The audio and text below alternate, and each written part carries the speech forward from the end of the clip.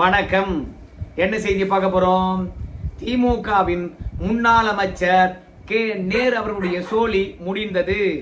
நீதிமன்ற உத்தரவையும் தாண்டி தமிழக வெற்றி கழகத்தின் அரசு சம்பவம் செய்திருக்கிறது. ஒட்டுமொத்த அறிவாலயமும் அதிர்ந்து போயிருக்கிறது. திமுகவை கதறவிட்ட விஜய் எதற்காக அப்படின்ற விஷயத்தை தான் நம்ம விரிவா பார்க்க போறோங்க. கே நேரு சோலிலாம் முடிக்க முடியுமா அப்படின்னு கேட்கறவங்களுக்கு இந்த வீடியோவை பதிலா நீங்க கொண்டு போய் சேருங்க. ஆனா அதற்கு முன்பாக இதுவரைக்கும் நம்ம சேனலை நீங்க சப்ஸ்கிரைப் பண்ணலன்னா சப்ஸ்கிரைப் பண்ணிக்கங்க, கொஞ்சம் சப்போர்ட் பண்ணுங்க. கே நேரு மீது ஏகப்பட்ட ஊழல் புகார் இருக்குது. அந்த ஒரு ஊழல் புகார்ல தான் கே நேரு மீது லஞ்ச ஒழிப்புத்துறையானது இப்போது வழக்க பதிந்திருக்கிறது. எந்த ஊழல் புகார் என்று பார்க்கின்ற பொழுது கே நேரு அவர்கள் 2538 பேருக்கு பணி நியமன ஆணை வழங்கியிருக்கிறார். அவருடைய ஆட்சி காலத்தில் அவருடைய துறையில் அப்படி பணி நியமனம் வழங்கியிருக்காரு இல்லையா, அது எப்படி போட்டிருக்காரு வேலைக்கு ஆளை அப்படின்னு பார்க்கும்பொழுது 634 கோடி ரூபாய் லஞ்சம் வாங்கியிருக்கிறார். யாரெல்லாம் லஞ்சம் கொடுத்தானோ அவனுக்கெல்லாம் போஸ்டிங் போட்டு கொடுத்துருக்காரு. அப்போ நியாயப்படி தேர்வு எழுதி காத்துட்டு இருக்கான் பார், தகுதியுடன் அவனுக்கு வேலை கிடைக்கல. இந்த ஊழலை என்போர்ஸ்மெண்ட் டைரக்டரேட் விசாரிக்குது. விசாரித்த உடனே தமிழக டிஜிபிக்கும் தலைமைச் செயலாளருக்கும் ஒரு கடிதத்தை எழுதுகிறது. அந்த கடிதத்தில் ஊழல் நடந்திருப்பதற்கான எல்லா ஆதாரங்களையும் கொடுக்குது, ரகசிய புள்ளி விவரங்களையும் அனுப்பி வைக்குது. ஆனால் திமுக ஆட்சியில் தலைமைச் செயலாளரும் லஞ்ச ஒழிப்புத்துறையும் டிஜிபியும் கே நேரு மீது வழக்கு தொடுக்கவே இல்லை. கே நேரு மீது வழக்கு தொடுக்காத காரணத்தினால அதிமுக எம்பி இன்பதுரை அவர்கள் நீதிமன்றத்தை நாடுகின்றார். என்போர்ஸ்மெண்ட் டைரக்டர் வழக்க தொடுக்க சொல்லி ஆதாரங்களை கொடுத்துருக்காங்க. ஆனால் லஞ்ச ஒழிப்புத்துறையானது இவர் மீது வழக்க தொடுக்கல. டிஜிபிக்கு உத்தரவிட்டு கே நேரு மீது வழக்க பதிய சொல்லணுங்க அப்படின்னு சொல்லிட்டு வேண்டுகோள் வைக்கிறார். அது மட்டும் இல்ல, இந்த வழக்கில் போதுமான ஆதாரங்கள் இல்லைங்க. வேறொரு வழக்கில் ஆதாரங்கள் திரட்டப்பட்டது. அந்த ஆதாரங்கள் அடிப்படையில் இன்னைக்கு என் மீது வழக்கு பதிய சொல்லி நம்முடைய இன்பதுரை அவர்கள் நீதிமன்றத்துக்கு வந்திருக்காருங்கோ. அதனால எந்த வழக்கில் எஃப்ஐஆர் போட சொல்றாங்களோ அந்த வழக்குக்கான ஆதாரம் இது இல்லைங்க அப்படின்னு கே நேரு அவர்கள் வாதாடுகின்றார். ஆனால் நீதிமன்றம் என்ன பண்ணுதுன்னு கேட்டீங்கன்னா, ஏப்பா இடி அனுப்புன எல்லா விஷயத்தையும் நாங்களும் பார்த்தோம், அதில் போதுமான ஆதாரம் இருக்குது, அதனால அந்த ஆதாரத்தின் அடிப்படையில் உங்க மீது எஃப்ஐஆர் போடலாம் அப்படின்னு சொல்லிட்டு இன்பதுரையினுடைய கோரிக்கையை ஏற்று நீதிமன்றமானது எஃப்ஐஆர் போடுங்க அப்படின்னு சொல்லிட்டு லஞ்ச ஒழிப்புத்துறைக்கு நீதிமன்றமானது உத்தரவிடுகிறது. ஆனால் லஞ்ச ஒழிப்புத்துறை கே நேரு மீது வழக்க பதியவே இல்லை. ஏன் பதியல அப்படின்னு சொல்லும் பொழுது கே நேரு மீது புகார் வந்த உடனே அதை நாங்கள் விசாரிக்கணுமா இல்லையா, அதனால நாங்கள் விசாரித்து கொண்டிருக்கிறோம், எங்களுக்கு கால அவகாசம் வேணும் அப்படின்னு லஞ்ச ஒழிப்புத்துறை சொல்லுது. உடனடியாக இன்பதுரை அவர்கள் மீண்டும் நீதிமன்றத்தையே நாடுறார். நீங்க உத்தரவிட்டும் பாருங்க எஃப்ஐஆர் போடவே இல்லைங்க அப்படின்னு சொல்றாங்க. உடனடியாக நீதிமன்றமானது நம்ம பொறுப்பு டிஜிபி இருந்தவங்க கிட்டையும் சரி, லஞ்ச ஒழிப்புத்துறை கிட்டையும் சரி, எப்படிங்க நீங்க நீதிமன்ற உத்தரவை நடைமுறைப்படுத்தாமல் இருக்கலாம் அப்படின்னு சொல்லிட்டு கேட்க, நாங்க பரிசீலனை செய்திருக்கிறோம், நிச்சயமாக நாங்க எஃப்ஐஆர் போடுறோம் அப்படின்னு சொல்றாங்க. உடனடியாக நம்ம கே நேரு அவர்களை பொறுத்த வரைக்கும் எஃப்ஐஆர் போட்டாங்கன்னா என்ன பண்றது அப்படின்னு சொல்லிட்டு திடீர்னு ஓடி போய் இந்த வழக்கு பற்றி ஒரு சீராய்வு பண்ணணும், மறு ஆய்வு பண்ணி அதற்கு பிறகு என் மீது எஃப்ஐஆர் போடுறதுக்கு நீங்க உத்தரவிடலாம் அப்படின்னு சொல்லிட்டு நீதிமன்ற அவமதிப்பு வழக்குக்கு பயந்துக்கிட்டு ஒருவேளை நம்ம அரசாங்கமே நம்ம மீது கேஸ் போட்டா என்ன பண்றதுன்னு சொல்லிவிட்டு சீராய்வு மனுவை போடுறார். உடனடியாக சென்னை உயர்நீதிமன்றத்தினுடைய தலைமை நீதியரசர் கிட்ட இந்த வழக்கானது விசாரணைக்கு போகுது. அந்த தருணத்துல தேர்தல் நடக்கின்ற காரணத்தினால இந்த வழக்கை இப்போ விசாரிக்க கூடாது. இந்த வழக்கை இப்போ விசாரிச்சோம்னா தேர்தலில் ஏதாவது தாக்கத்தை ஏற்படுத்தும். அதனால இந்த வழக்கெல்லாம் ஒட்டு மொத்தமாக நாங்க ஜூன் 23ஆம் தேதி தள்ளி வைக்கிறோம். நீதிமன்ற அவமதிப்பு வழக்கு, 2வது எஃப்ஐஆர் போடுகின்ற தொடர்பாக அந்த வழக்கையும் நாங்க சேர்த்தே விசாரிக்கிறோம். அதே மாதிரி கே நேரு அவர்கள் இந்த வழக்கு தொடர்பாக சீராய்வுக்காக ஒரு மனு தாக்கல் பண்ணிருக்கல, அந்த வழக்கையும் நாங்க சேர்த்தே விசாரிக்கணும்னு சொல்லிட்டு ஜூன் 23ஆம் தேதி இந்த வழக்கை எடுத்துக்கிறோம் அப்படின்னு தள்ளி வச்சிருந்தாங்க. அது வரைக்கும் எந்த ஒரு நடவடிக்கையும் KN நேரு மீது எடுக்கக்கூடாது என்று சொல்லி அன்றைக்கு அரசினுடைய தலைமை வழக்கறிஞர்கிட்ட வந்து நீதிமன்றம் கேட்டுக்கொண்டிருக்கும். அதே மாதிரி தான் அன்றைய அரசினுடைய தலைமை வழக்கறிஞர் வந்து சரிங்க, ஜூன் 23ஆம் தேதி வரைக்கும் KN நேரு மீது நாங்கள் எந்த ஒரு நடவடிக்கை எடுக்க மாட்டோம் அப்படின்னு வந்து சொல்லி உறுதியளிச்சுட்டு வந்திருப்பாங்க. ஆனால் ஆட்சி மாற்றத்துக்கு பிறகு மீண்டும் அமலாக்கத்துறை வந்து புதிய DGPக்கு ஆதாரத்துடன் வந்து கடிதம் எழுதுகின்றார்கள்.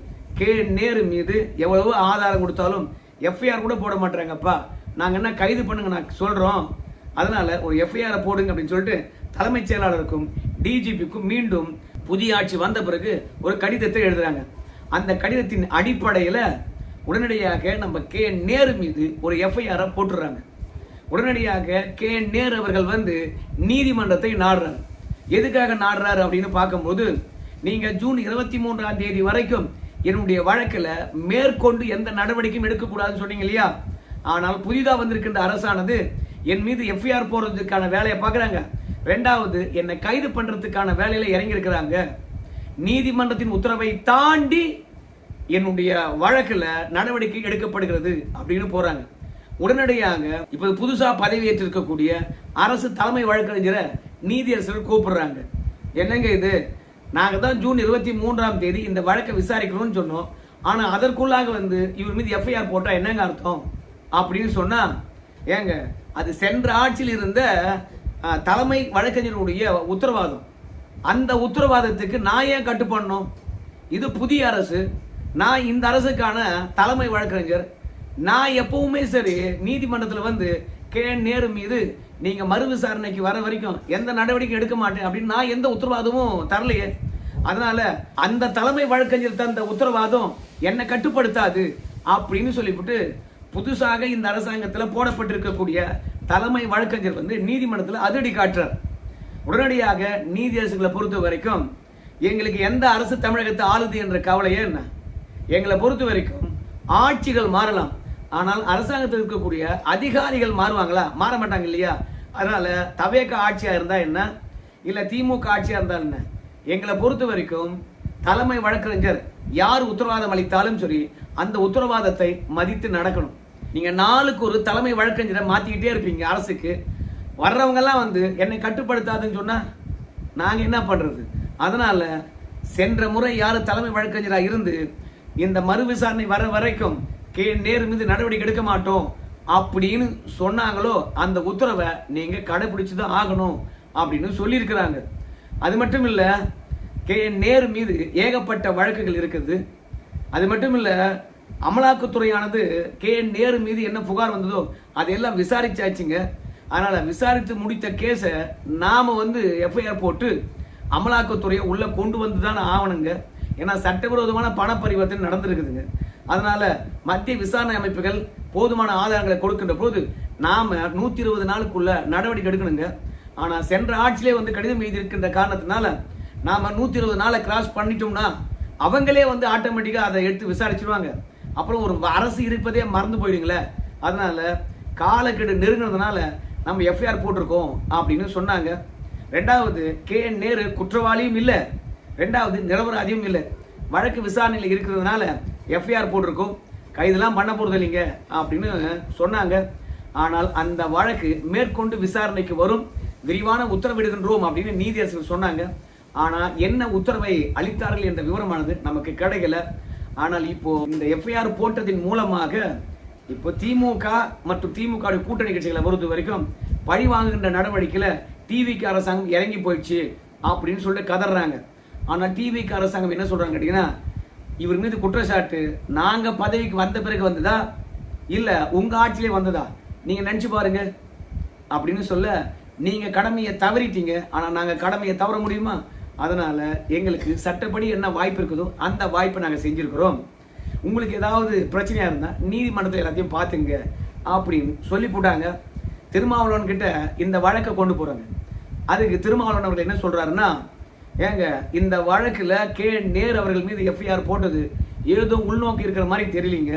சென்ற ஆட்சியில் இருந்தே இந்த புகார் வந்திருக்குல்ல, ஏதோ இப்பதான் வந்து KN நேரு மீது தவேக அரசாங்கம் புகார் சொல்லி உடனடியாக FIR போட்ட மாதிரியே கதறீங்களாப்பா அப்படின்னு திருமாவளவன் அவர்களும் திமுக எதிராக களத்தில் இறங்கியிருக்கிறாரு.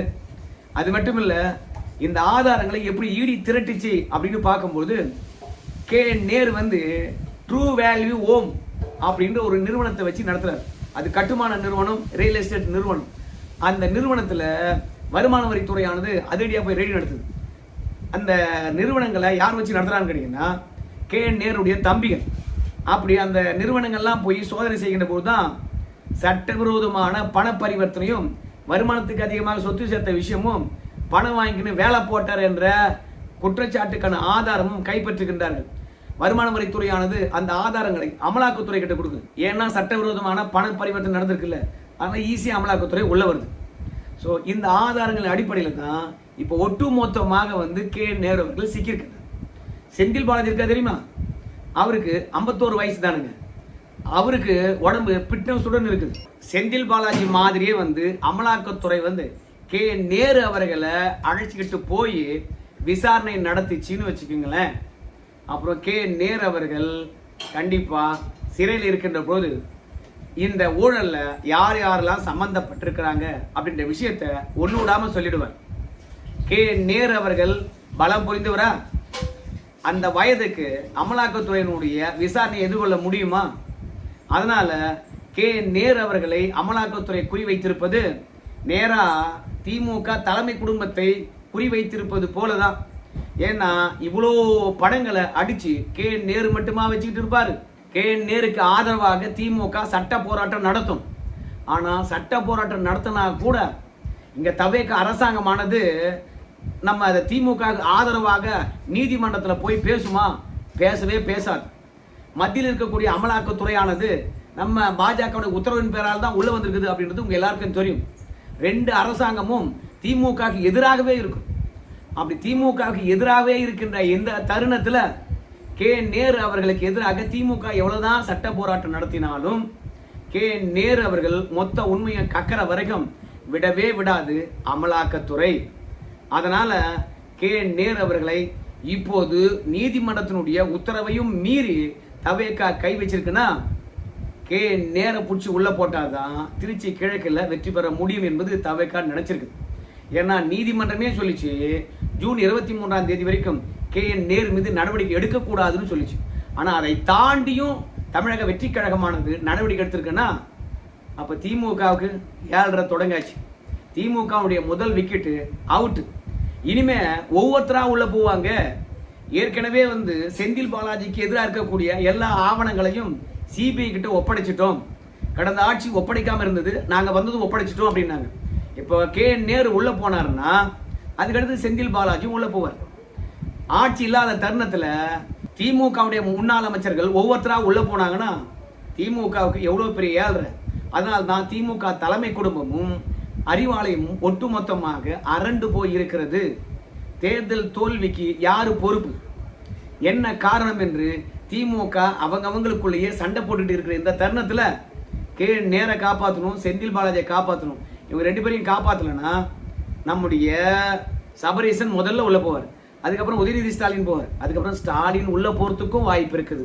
அதனால இப்போ கட்சி தோல்வியை பற்றி ஆராய்வாங்களா, என்ன காரணம் என்று கண்டுபிடிச்சிட்டு தோல்வியில் இருந்து திமுக மீட்டெடுப்பாங்களா, இல்ல நேரு அவர்களை சட்ட போராட்டம் செஞ்சு காப்பாற்றுவாங்களா? தெரியவே இல்லை. திமுக மிரண்டுது, அரண்டுத்தான் போயிருக்கிறது. பார்க்கலாம் தரமான சம்பவங்களை தவேக அரசாங்கமானது நிகழ்த்துகிறதா, இல்லை நீதிமன்றமானது நேரு அவர்களை காப்பாற்றுற மாதிரி ஏதாவது உத்தரவை பிறப்பிக்குதா என்று பொறுத்து பார்க்கலாங்க.